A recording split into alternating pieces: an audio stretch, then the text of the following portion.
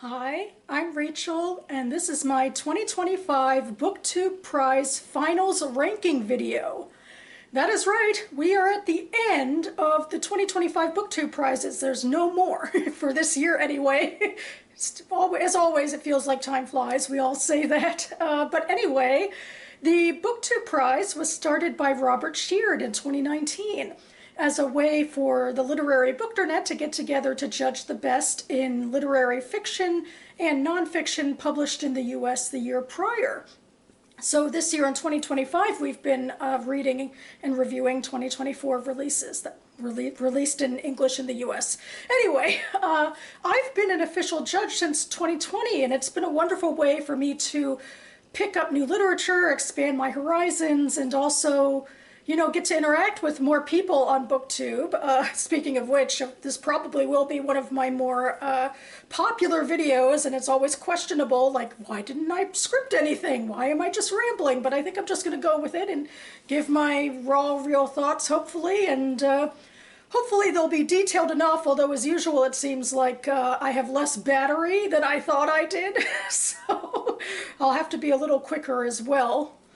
I'll just start with some preliminary thoughts on the fiction ballot because I've only read one of those books so far. I've read There Are Rivers in the Sky by Elif Shafak for the octafinals. I really enjoyed it, and I'm very excited to see that it medaled in the final round.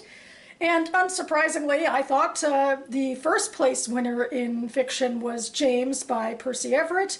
And so now I am officially deciding I'm probably going to go ahead and read that in early January. But I myself read nonfiction for the BookTube Prize Finals. To give a little more context, so the BookTube Prize starts with a long list of 48 books per division in February, and then we have 4 rounds that last 2 months apiece, where we whittle down these lists until now we are coming to winners and runners-up in a video I'll link to down below where Robert announced it all.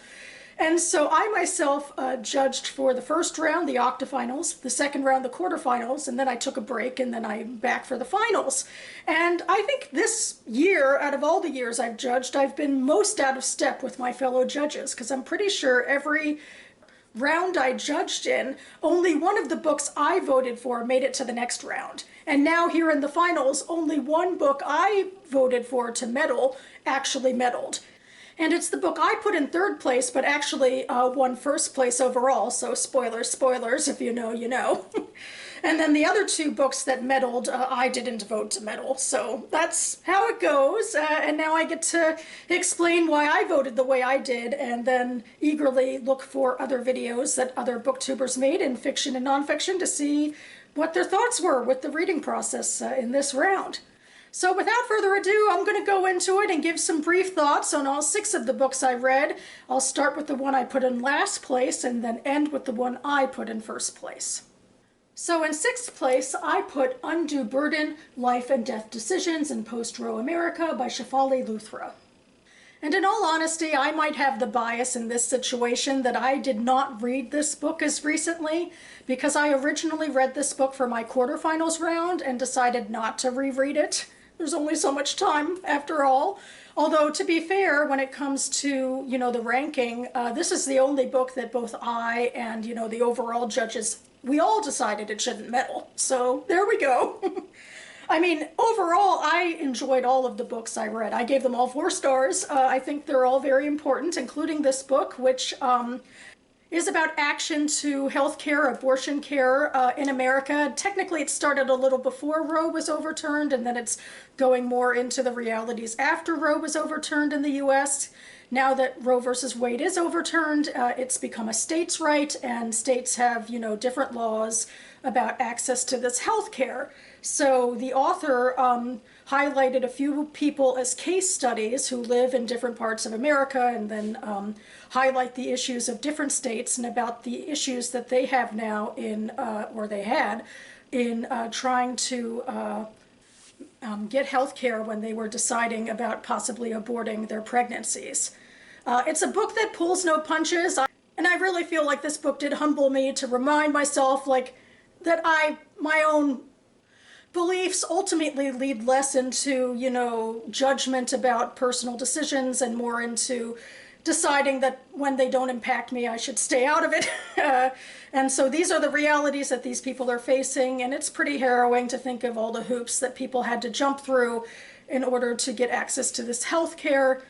One of the big reasons I did put this a little lower is because I did read a review by a medical professional that stated that Luthra kind of dropped the ball a little when it came to the one case study that actually did have to do with medical reasons for aborting the pregnancy. And it's almost like she became hypocritical in a way, like she was simplifying things to try to make the argument that she had to justify something that in the other cases she didn't feel like she had to justify. But anyway, the science being wrong, it was a little bit of a, a red flag for me. So that's one of the ultimate reasons I decided to put this in last place. In fifth place, I put The Barn, The Secret History of a Murder in Mississippi by Wright Thompson. And I think the subtitle kind of tells you immediately maybe the disagreement I might have had with the author, because he intentionally took a step back from the actual murder he's describing, which is the murder of Emmett Till in the summer of 1955 in the Delta in Mississippi. Emmett Till was accused of whistling at or, sexually harassing in some, questionable accounts, a white woman, and then that woman's husband and brother-in-law tortured and murdered Emmett Till in response. And it was considered sort of a linchpin of the civil rights movement because Till was so young, because he wasn't originally from the Delta area. So I think the response to the lynching was different than usual. And then his death was more publicized and his funeral was more publicized. So there's some interesting historical things happening, but Wright is taking a much bigger step back. Like, he's talking about the barn and the land where Till was killed, and he's bringing in a lot of commentary on the larger history about racist and capitalist trends that go back for centuries, which, sure, I would agree that, these trends influence society, which then influences, the murder. But it was a little too highfalutin for me. And he went off on tangents about, these individual cases that didn't directly have to do with Emmett Till. And for me, I thought that this was more powerful when you focused more specifically on the perpetrators, on the victim, on the family members, on the community that was around at the time, versus more, more philosophical, esoteric questions about capitalism and racism. And I would argue that, if you looked at another murder in another time and place, you could do the same even when it doesn't have to do with capitalism and racism. So for me, the strongest parts of this book certainly had to do with Emmett Till, about actually giving him a story and a life, and giving his family a story and a life, which, went on beyond him. And then also getting into some of the commentary about the particular society at the time, about the men who murdered him and how they were inculcated into sort of this resentment that led them to this place, and how sort of richer white society kind of dropped them afterwards as pariahs after they served their purpose. That's a lot of really interesting commentary in and of itself, and it is very useful to learn. This book did meddle, and I can only assume there are really moving parts and thoughtful commentary that ultimately transcended, my personal issues for the rest of the judges. And it's definitely a powerful book. In fourth place, I put Everyone Who Is Gone Is Here, The United States, Central America, and the Making of a Crisis by Jonathan Blitzer. The status quo for a lot of us, I think, in the BookTube Prize that we talk about is the third and fourth places might be the most difficult to place. We're talking about one we don't want to advance and one we do, and maybe they're kind of similar. So I feel like, this book definitely has some strengths, but ultimately didn't transcend enough for me. It is a very bloated book about 50 or more years of history in Central America and how it does pertain to the U.S. immigration system, although technically, only part of the U.S. immigration system, but certainly one that's very much in the headlines to this day. Like, I put in my own review, written review, that I couldn't read this book without thinking of Kilmar Abrego Garcia, who is a Maryland resident from El Salvador, currently being detained by the Trump administration. They're hoping to deport him. And he really could be a statistic if Blitzer wrote a sequel to this book. Blitzer does highlight a whole bunch of people. Not all of them actually do look to immigrate into the U.S., although most of them ultimately do for various reasons. And the truth that he also does, acknowledge is that the U.S. meddled 50 or so years ago a lot in the politics of these nations, particularly El Salvador, Honduras, and Guatemala, in an attempt to make sure that they didn't turn to communist forms of government. The CIA meddled a lot, and that meddling did lead to some really horrific consequences when it came to military rule and violence, lots of violence, a lot of content warnings in this book about violence that these subjects often were victim to. So that's what he's doing. It's going back several years with these case studies, and then he does occasionally go into U.S. policy, although I don't think that's everything that this book is about, but it is maybe a little too broad. Maybe that's part of the issue I had with it. It relies a lot on previous reporting, and there's a lot of footnotes in the back, and maybe it's a little bit of a bias of my own as well, that I'm being drawn to tighter, more focused books, and this one wasn't quite as much that. But still, there is so much important history in here, and it does bring us almost to the modern day. So I do think there is a lot to ruminate on these forces that have brought us to this place, and onto humanizing, people who have been affected by these policies abroad and at home. And I can only imagine, especially for fellow American judges, just how pertinent this feels right now, and why that might certainly give rise to wanting to make sure this book gets the extra attention of being meddled and considered. And I would agree with them, even without, choosing to meddle the book myself. There is just so much important information in here. Now getting into the books I chose to meddle, I'll start with third place and Challenger, A True Story of Heroism and Disaster on the Edge of Space by Adam Higginbotham. And this book also officially won the BookTube Prize overall, so extra impetus for you. I hope that you might consider reading it. I really enjoyed this book, and it also humbled me a bit.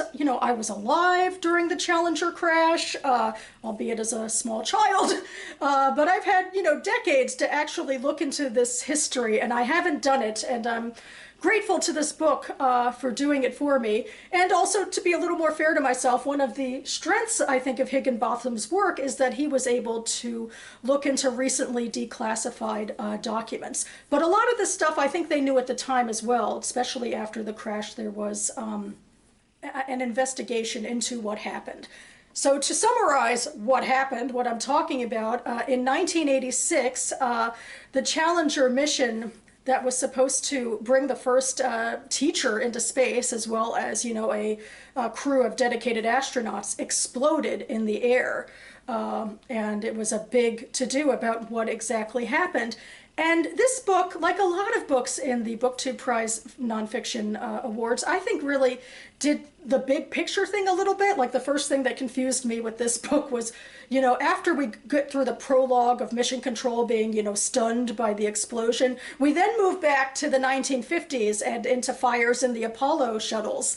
And I think it becomes commentary not quite as much on corporate malfeasance, but on just how difficult it is to, safely get people into space. Like, when it comes to science, which I still barely understand, I understood enough to say that, all of these pieces have to work together in tandem so that a shuttle doesn't, blow up or catch on fire or all sorts of horrible things that could happen, because technically humans aren't naturally meant to survive in the void. But ultimately, despite, me trying to, take NASA off the hook a little bit, there was a lot of evidence in this book in particular of corporate malfeasance, of federal budget cuts that led to people taking way too many quick steps when they should have been more measured, all sorts of things, up to, the day before they launched. There were contractors who were, legitimately concerned about, various parts of the space shuttle construction and the weather and how that might have an impact.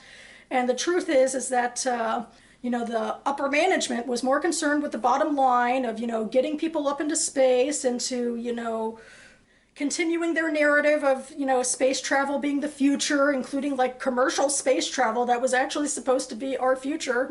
And that they ignored all of these really legitimate warnings, and this led to, loss of human life and the suffering of family and friends. And it really is commentary in that way about, hubris and about human negligence over, a tragic accident. And so in that way, this very much was, pulling the wool up from over my eyes and the rose-colored glasses and bringing things down to a more cynical expression. But what seems to be very true is that this could have been avoided. This tragedy could have been avoided, and Higginbotham certainly goes into that in a lot of detail. There's a lot of names and people and so forth that, especially the science details. I'm not a science reader, but I am always excited to expand my mind. But the issues that certainly stuck with me most were, when they're going into the history of space exploration and NASA, when NASA tried to diversify into letting more women and minorities into the Corps, and then we get a little bit of a biography into a lot of the people who, were part of the Challenger mission as well.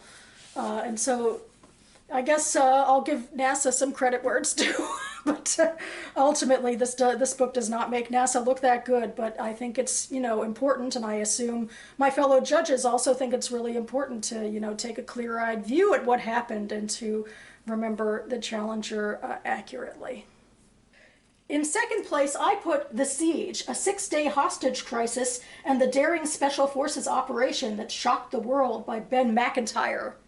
This may be where my team fiction biases start to influence my judging. Maybe that's what happened, because this one definitely reads a bit like a thriller, and McIntyre had this really fun, dry humor. It was actually also fun to listen to this on audiobook.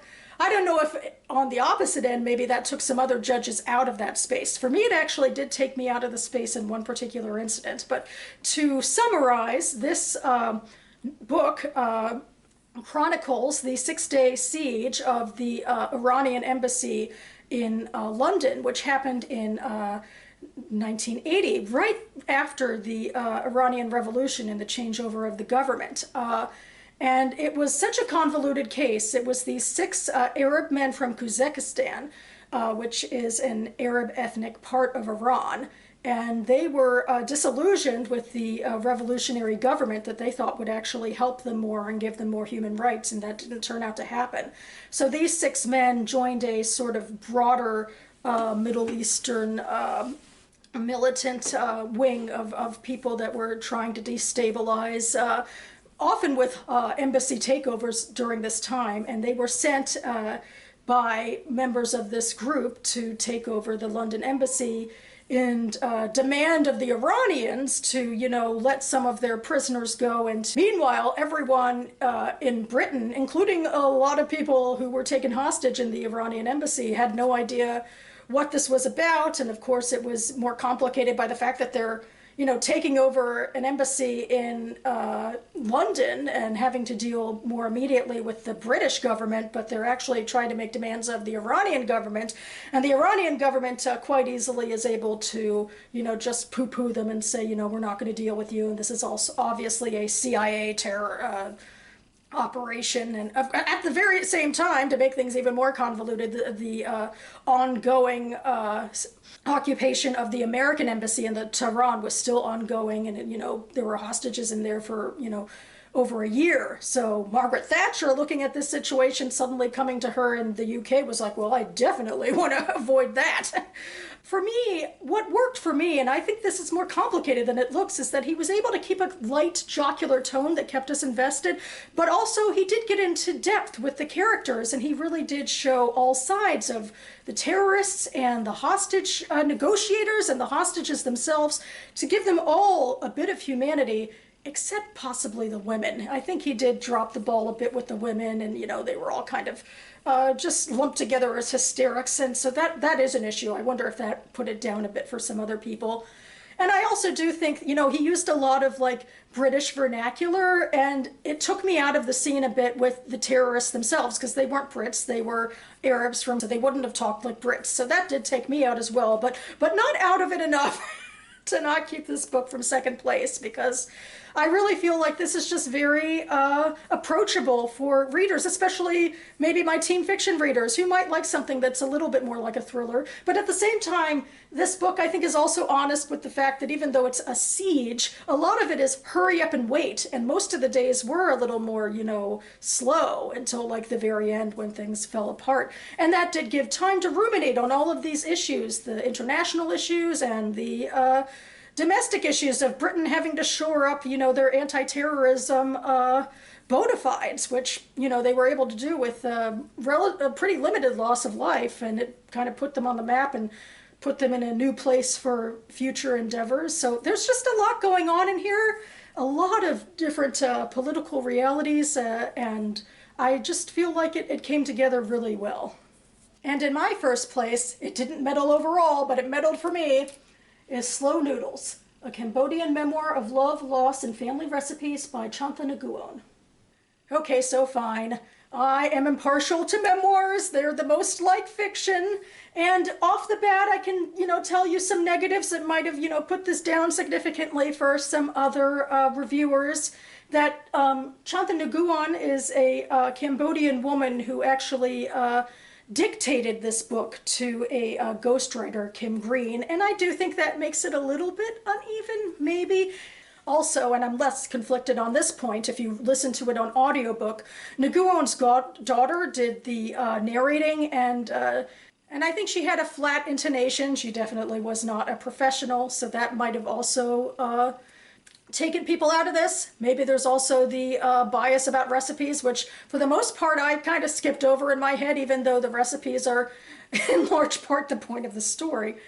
Chantha Nguyen is narrating a swath of her life, which, you know, even without the recipes, it's just, you know, something that would grab people's attention because she was victim to so many political upheavals. She grew up relatively well off in Cambodia, but in a mixed race family, so that when Pol Pot and his regime came to power, she and her family were forced to flee. One of her brothers was forcibly conscripted. She ended up in Vietnam during a time in the 70s when that government was also being overtaken by a militant communist regime, and it impacted her and the rest of their society as well. And, you know, her standing went down a fair bit, where she lived there for 14 years, struggling to get food on the table. So obviously the recipes are starting to change a little. But then she ended up deciding with her soon-to-be husband to escape Vietnam and to try to return to Cambodia or find a better life elsewhere. And then for the next several years, she lived as a refugee in even more dire situations. And she was a cook because she was taught by her mother, and it kept her mother and her sister alive by doing this cooking. And it, you know, brought her into some really interesting professions, cooking for a brothel and cooking for a doctor. And so she did get to see a lot of the changing realities of the 80s and the 90s with these regimes and their fallouts, and the human rights that are at stake. And within all of this, I just feel like she also had some really nuanced commentary just about society in general, and she took her Cambodian society to task for its sexism and how it really put women in an even more dangerous situation when it came to, you know, facing these horrible obstacles. And it really, I think, inculcated like a worldview for her about, you know, what matters. And her title, I think, speaks to a real sense of maturity, that she's invoking slow noodles and something that takes time to create. And so she's not looking for, you know, quick, fast answers to these horrible problems. She's looking for real solutions that will last. And like, she now lives again in Cambodia, and she's co-founder of a women's development center there to lift women out of poverty. So to me, I thought this was really moving and nuanced, and she had lessons to teach us that went beyond sort of, you know, the tragedy and misery of large swaths of her life. Certainly it was nice that it's ending on a bit of a hopeful note, and I'm always humbled to learn more about Vietnam and Cambodia from, a different perspective than we're taught about in the United States. And who knows, maybe one day I'll try cooking. Some of these recipes, actually, sounded intriguing to me in context. And some of them she was very creative with because she told the recipes in context of where she was at that point in her life, sort of bringing that emotionality into it. So that was a bit creative as well, and I think it brought something new to the table, no pun intended. So yeah, I'm very glad that this memoir made it to the final round, because even if it didn't medal, I got to read it. And that about covers it for me now. I will leave my Goodreads reviews for all 6 of these books listed down below now that I am officially allowed to share them. I believe Robert said in his final video that he will be putting out a call for judges for the 2026 season sometime in November, so keep an eye out. And I also will be keeping an eye out. I'll probably, mention it in a upcoming video. And speaking of upcoming videos, I hope to be back on this channel in the very near future to wrap up the rest of my September reading that I wasn't doing for the BookTube Prize, because I got through a fair amount of other books as well, so stay tuned for that. And I'd love to hear your thoughts. If you've read any of these books, or if you've judged for anything in the BookTube Prize, what you thought of them, please leave your comments down below. And thanks so much for watching, everyone. Thank you so much to Robert, who does amazing things to bring this prize together every year. And I will see you next time.